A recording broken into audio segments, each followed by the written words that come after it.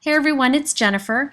I bet some of you out there that do paper crafting now used to do counted cross stitch. I did it as a kid and I love it. So I wanted to do a little bit of stitching on my cards just for old time's sake. And in order to do this stitching, I'm going to do some partial die cutting. So this is the card here. You can see all the fun stitching I did. I use some new products from My Favorite Things to do this, but I will talk about how you can do this with whatever products you may have already. So let's go ahead and get started. I'm going to use some new dies, as I mentioned, from My Favorite Things. These are called Peekaboo Hearts. I like that there's the 4 different sets of hearts in the one set. These can be broken apart, just kind of bend back and forth, which you'll see me do in a moment, to make these hearts become separate dies, or you can keep them connected and maybe do these 3 smaller ones on the front of a card. It fits perfectly. But for today's card, I'm going to just use that larger heart. And I love that it just punches, all it cuts are a series of dots or open holes that you can use for stitching or let something kind of peek from behind. Now for the XO, this is the alphabet set. This is how I break them apart. It's really fancy. So you just bend back and forth until they come apart, or you can use wire cutters. I'm just going to take out the X and the O. Now I did stitching, and this takes a little bit of time. I think it took me about 20 minutes total to do all the stitching. You could instead put cardstock behind these dots and save a lot of time, or you can hand draw the lines if you want to. Okay, you see how that X overlaps the heart, and so we don't have any dots or holes in that X? This is how I did that. I'm going to partially die cut the heart, and you'll see how. What I've done is I've laid my dies down, and I'm tracing it with a pencil onto my die, the heart die, and onto my paper on the background. I'm thinking that might help me a little bit later. But by tracing it on, I can tell where I want my heart to cut and where I don't want my heart to cut. This is very easy to do, and I'll show you in a moment. Now I am working on the magnetic plate. You can see that plate under there on my Big Shot is magnetic and it holds these in place. If you don't have that magnetic plate, you can just use pieces of tape to hold these as you're working on it and they won't shift. Okay, so I'm going to keep my heart where it is. Now with these tiny little pieces of painter's tape, I'm going to block off the areas that the X overlaps. So all those little holes where the X overlapped, I'm going to put some tape. That's my guideline of where I don't want my heart to cut through. So I'm just completely covering it. The only reason I'm putting this here is a visual for me. Now I'm using the edge of my plate, and I'm going to line up the edge of my plate with the edge of that tape. So you can see it's just lining up right there. So anything to the left of this point, the edge of my plate, will cut. Anything to the right won't cut. So you'll see part of my heart over there won't cut. It's okay, we'll fix that in a moment. So let me just run this through and that'll better explain what I'm doing. Anything to the left of my plate edge is cut through, and you can see on the back most of the heart was cut, but just that area that was hanging out of the plates is left uncut. Now I need to do this again for that upper part of the heart, so I'm going to line the edge up with the edge of my tape, and anything to the left of the tape's edge will cut because that's between the cutting plates, and anything hanging outside of the cutting plates won't cut. So what we end up with is just that tiny little area that's covered by tape that isn't cut through, and you'll see it here in a moment. See that? So now I will have a clean area behind the X's. So anytime you have a die where maybe you want to put a sentiment across it, you can do partial die cutting to keep it from cutting through that area. And I'll try to show some techniques like this in the future so you can see with other examples. Now it's time to cut the X and the O, so I can easily just line the X up with the pencil line that I traced earlier. Now I am using that magnetic plate under here, so I didn't need to use this painter's tape, but I did it out of habit. So now I'm going to go ahead and run this through my machine. If you don't have dies like this that cut the little holes for stitching, you could always just die cut any shape that you have. Just die cut it from some scrap paper, trace it onto your cardstock, and then punch little holes along the trace line, and you can just do the same thing. You end up with a stitch shape on your card. It's really easy to do. I just like that these dies do it for you. Okay, so now that I have erased my lines, I'm going to use this We Are Memory Keeper thread. I love this string. It's metallic. They have a bunch of different options. They have some that are very good. They have everything you can imagine, but I particularly like this silver. But I wanted to add some color to it. So I am totally going to cheat and turn this pink by using my Copic marker. Any kind of permanent marker would work for this. You can try markers you may have.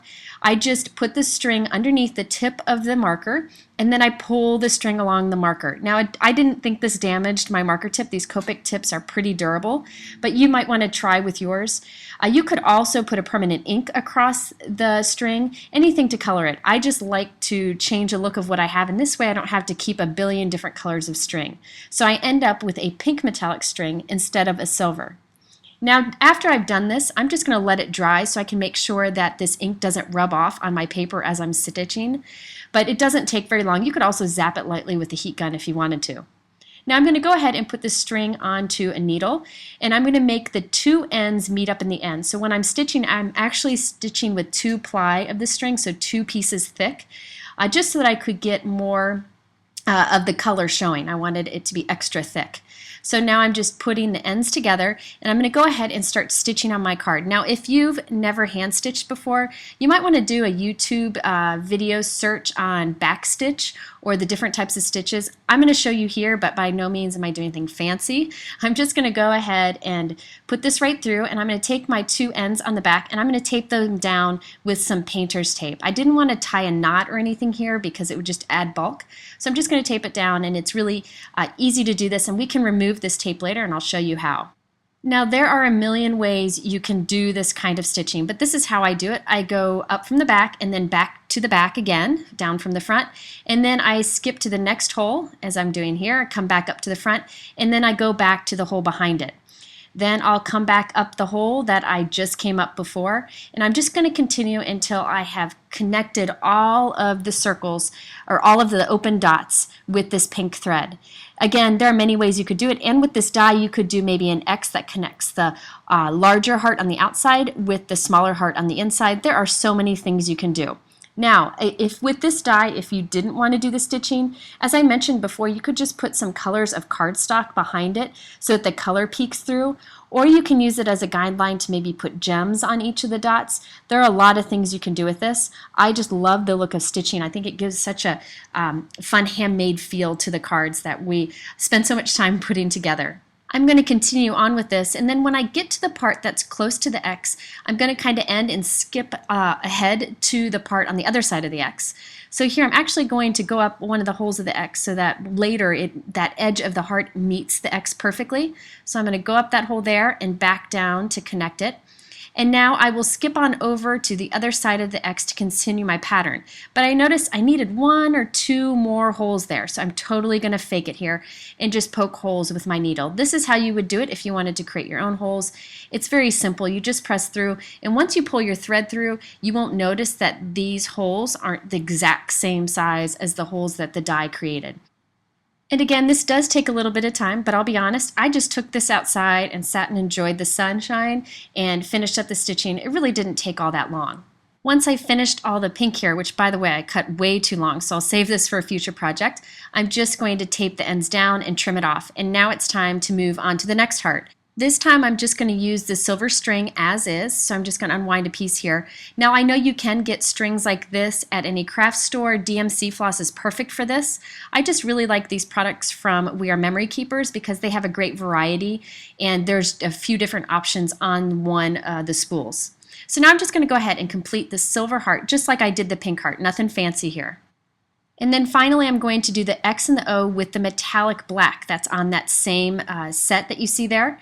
And this I just go ahead and do the back stitching with the X and the O. And you'll see that the silver and pink hearts meet up with it nicely thanks to that partial die cutting that we did earlier. We don't get any overlapping. You could of course overlap it if you want to, but I think this gives a cleaner look.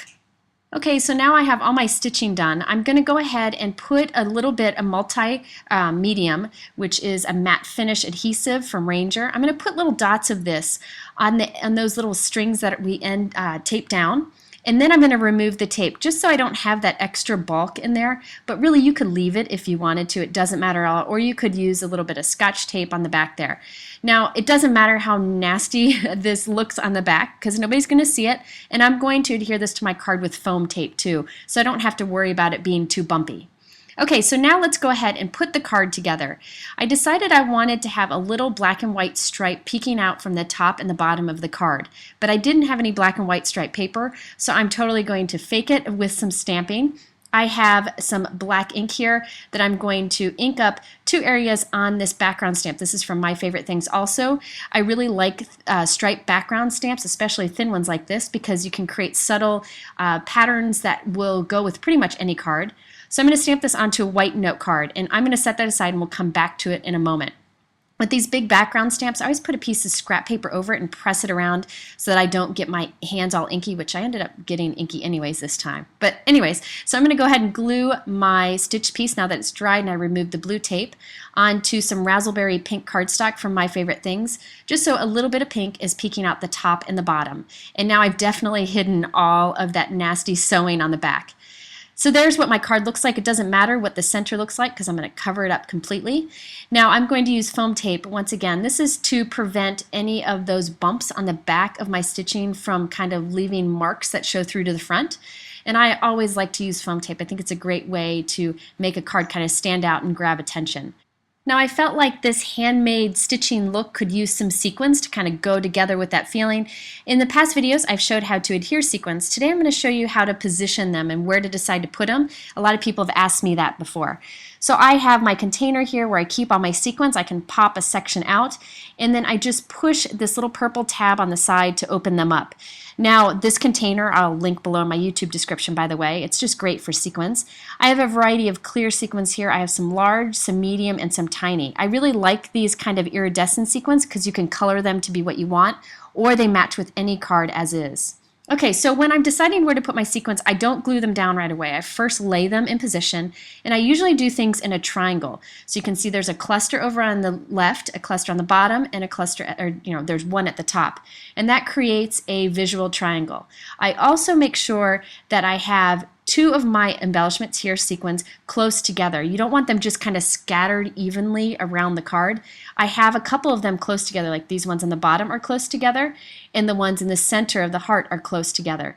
I think that always helps to have a couple that are close and then a few farther apart, and also have them in kind of three different areas in like a triangle. You'll also notice that the two in the center, one is a little bit higher to the right and the other is a little lower to the left.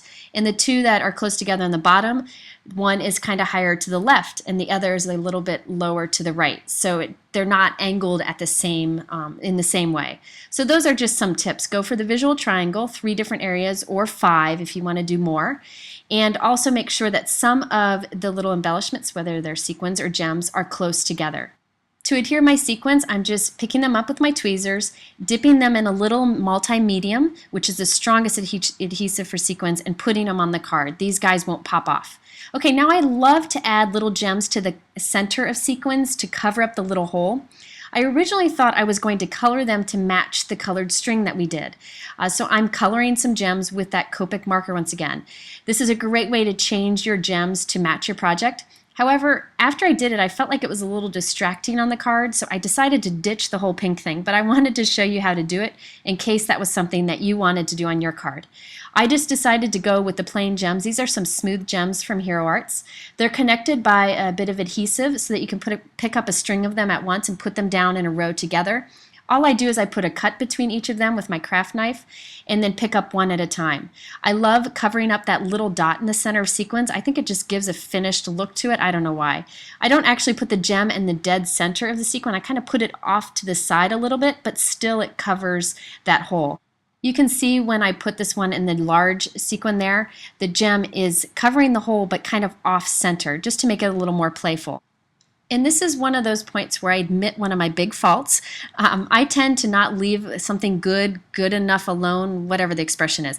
I don't tend to step away when I should, so I am going a little overboard and adding some more gems kind of scattered around the card. Now, my large embellishments, the sequins, are in that visual triangle, as I mentioned before, but I'm just going to do some tiny little gems around it. Now you'll notice I'll still keep a couple of them close together, and I'm actually going to end up with kind of a path of these gems. It starts up at the top, it kind of dips down to the left a little bit, and then through the XO, and then ending up at the bottom right. So I'm going to move the sequin over actually, and you can kind of see how the sequins and gems flow. But I still do have that visual triangle of those sequins. So, really anything goes with these. I think the trick is to keep a few of them close together. Another thing I always like to do with my cards is stamp a greeting on the inside that kind of ties in with the outside. So I'm using this new, I think it's called Always and Forever stamp set from My Favorite Things. I like these big bold messages, and I think it goes with the bold XO on the outside. So I'm just going to stamp the Love You with raspberry ink, which matches the pink cardstock that I used on the outside, and just stamp it on the inside of the card. keeping it very simple, not going to go overboard here, and it just kind of pulls it all together. And I can also stamp the same greeting on the envelope if I wanted to. So there you have a way you can use partial die cutting just to kind of leave an area uncut, and also how to do stitching on your cards. If you're interested in these products, I link them below in my YouTube description and also over on my blog at jennifermcguireinc.com. So be sure to head over there for much more information. If you like this video and you want to see more, please let YouTube know by giving it a thumbs up, and thanks once again for watching.